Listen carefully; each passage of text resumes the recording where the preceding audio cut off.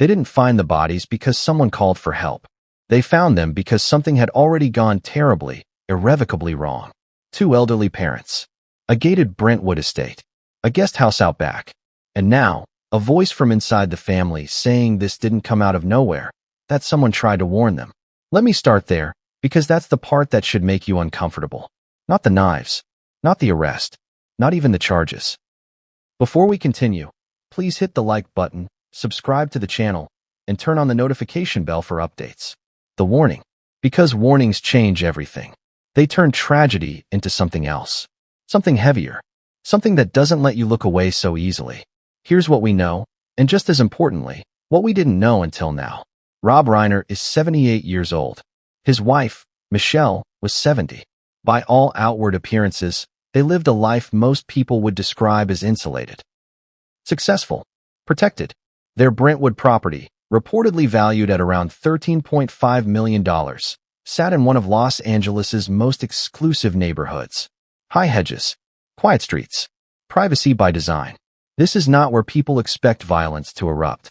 And yet, on a Sunday, they were found stabbed to death inside that home. No public signs of forced entry. No random suspect fleeing into the night. No mystery intruder. Instead, police arrested their son, Nick Reiner, 32, who lived not inside the main house, but in the guest house on the same property. He was taken into custody that night and later charged with 2 counts of first-degree murder. That alone would have been shocking enough. But it wasn't the whole story. Because as investigators began piecing together what happened, another detail surfaced. Quieter, almost whispered at first, but impossible to ignore once you heard it. Reports claim that the bodies were discovered by the Reiner's daughter, Romy, 27. And according to those same reports, Romy didn't just find her parents. She spoke. She allegedly told police about a dangerous family member. Someone she believed should be a suspect. Think about that for a moment. Imagine finding your parents like that, and still having the clarity, or perhaps the fear, to point investigators towards someone close. Someone inside the family circle. That's not instinct.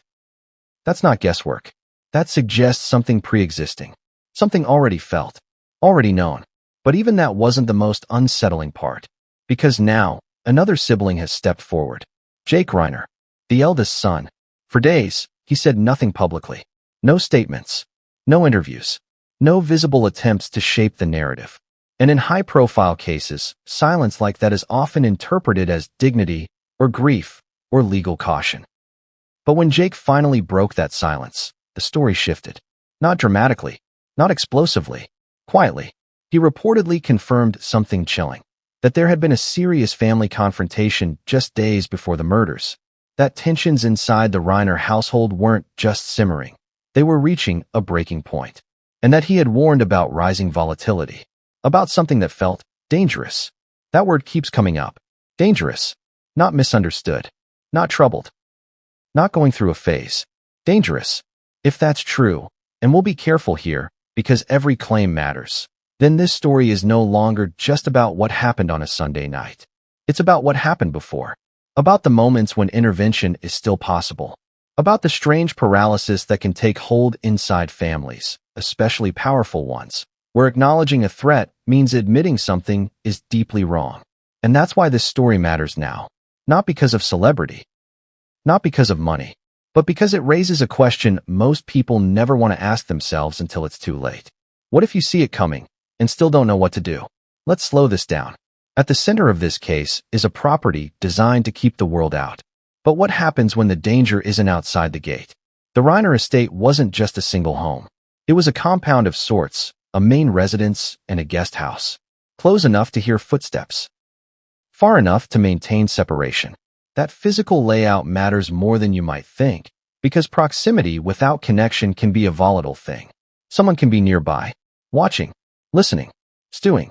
And if tensions were already escalating, if voices had already been raised, lines already crossed, then that space between the main house and the guest house becomes more than architectural detail.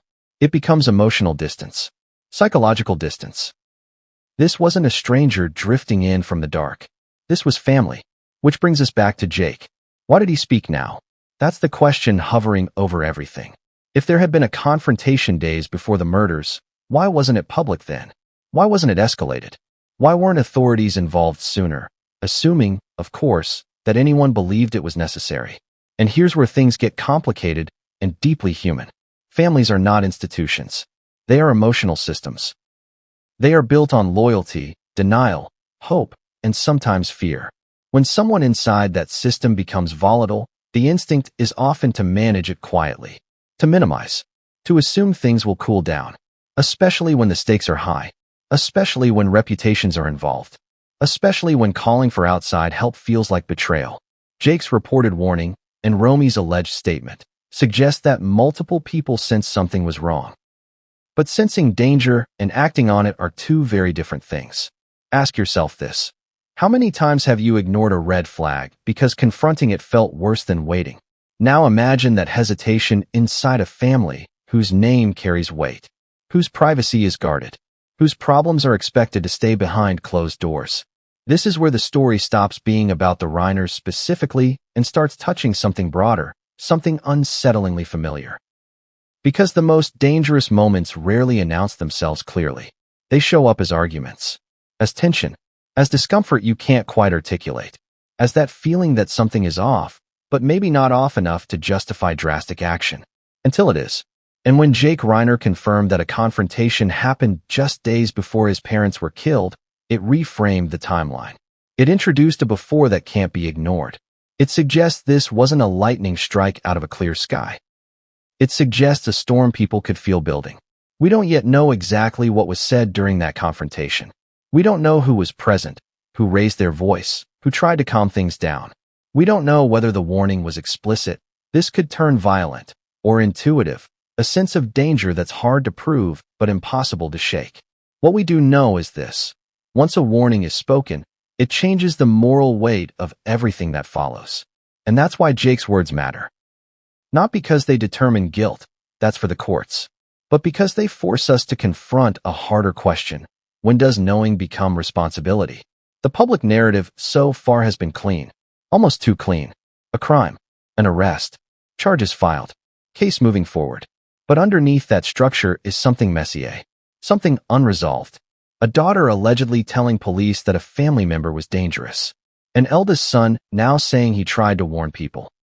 A household where tension was reportedly escalating, and no one, at least publicly, stopped it. There's a tendency in stories like this to rush toward conclusions, to fill the silence with assumptions. We're not going to do that here. Instead, we're going to sit with the discomfort. Because the most disturbing part of this case isn't just what happened on that Sunday. It's the days leading up to it. The conversations that may or may not have happened behind closed doors.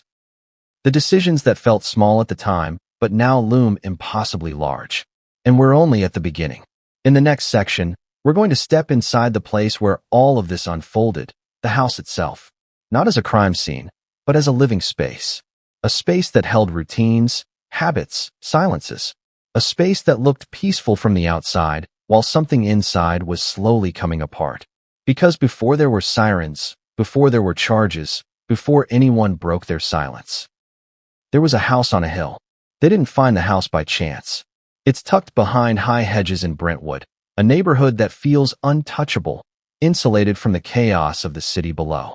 From the outside, you might see only manicured lawns, long driveways, a quiet sense of security. But that quiet can be deceptive. It lulls you into thinking that nothing bad could ever happen here. That the people inside are safe, shielded, removed from the kind of violence that so often makes headlines elsewhere. Yet we know better now, because 2 lives were taken inside that seemingly serene place. Rob Reiner, 78, a man whose name carries decades of Hollywood history and respect. Michelle Reiner, 70, his wife, a figure who largely stayed out of the public eye, but whose presence anchored the household. They were found stabbed to death. And the person taken into custody? Their son, Nick, 32, living just steps away in the guest house. The guest house. I keep coming back to that detail because it matters. It's not a random bedroom. It's proximity without intimacy. It's close enough that you can hear the rhythm of life in the main house. The laughter, the arguments, the silences, but removed enough that the boundaries, the emotional distance, can become almost unbearable. In families, That kind of separation can make tension invisible, yet ever-present, simmering below the surface until the moment it bursts. And the story doesn't stop there. Reports claim that the Reiner's daughter, Romy, 27, was the one to discover the bodies. But discovery alone isn't the shocking part. The part that lingers in your mind is what she allegedly told police immediately after, that there was a dangerous family member, someone who should be a suspect. Pause on that. Think about what that means. Not a neighbor, not a stranger, not an intruder, someone who is intimately connected, someone whose presence is supposed to feel safe, being called dangerous by a sibling. Now, let's add another layer.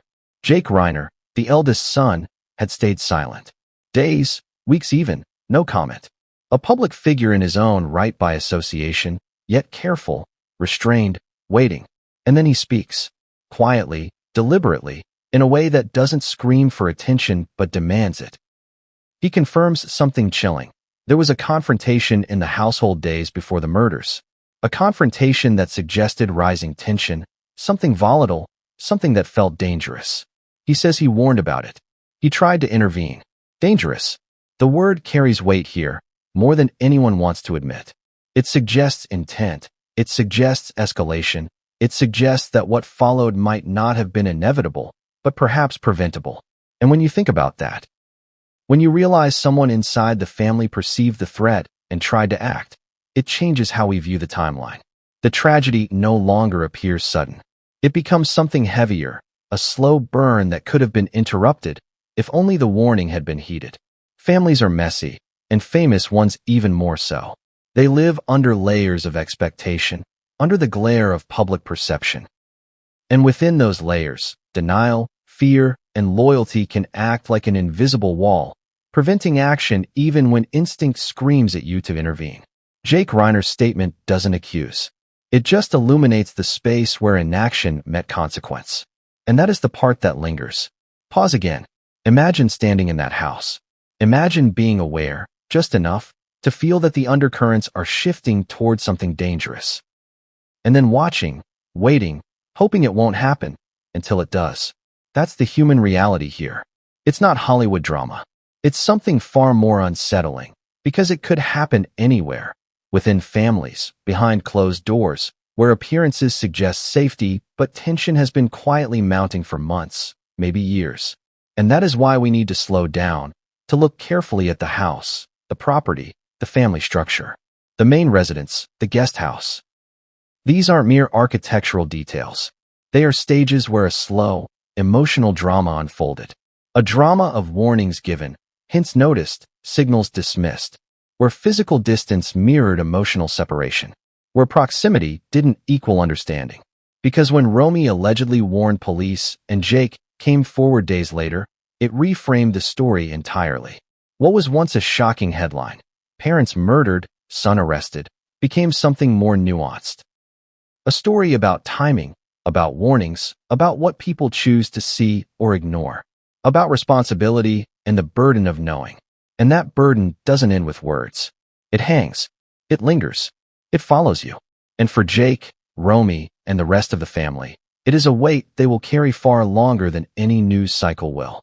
The narrative that will unfold over the next hour isn't here to sensationalize. It isn't about painting anyone as a villain or hero. It is about exploring the sequences, the choices, the silences that led to a tragedy whose shockwaves are just beginning to be understood. Next, we need to enter the house itself. Not to reconstruct the crime in forensic detail, but to inhabit the spaces where life and tension coexisted. To understand the layout, the proximity, the separation. Because this house, the rooms, the halls, the guest house, is where everything converged, where warnings and fears were real, immediate, but ultimately insufficient. And once we step inside, we will begin to see how a family can appear normal, even orderly, while the pressure beneath the surface builds to a breaking point, where a quiet warning, a single voice, may not be enough to change the trajectory of events. Because before the sirens, before the charges, before the public statements, there was a house on a hill. A house where tension, subtle and growing, had already set the stage. And in that house, A family was about to face a reality that would alter every perception of safety they had ever known.